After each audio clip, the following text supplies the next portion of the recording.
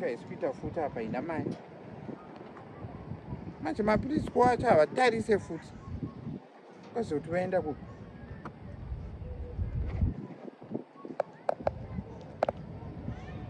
Madza kudzima.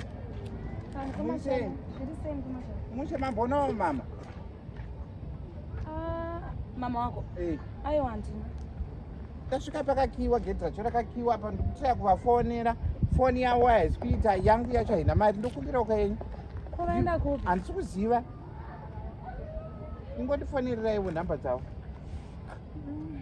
Chaleka. Aiwa ndokumbira ungokumbira ndibvunza kuti makii ari kupi kana kuti ivo vari kupi. Alright.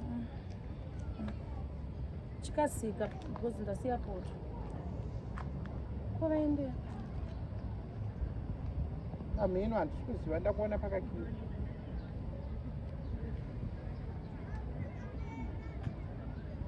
Apa haisi kuita futi kunyawa. Try kushandisa net one.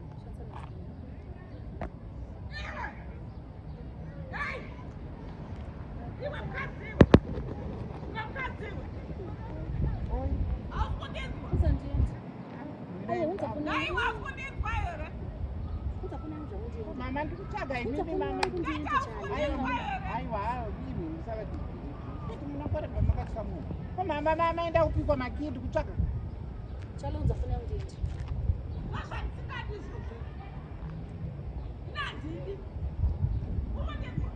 Mukutara nini? Mukutara nini ere kandi mutara na chale?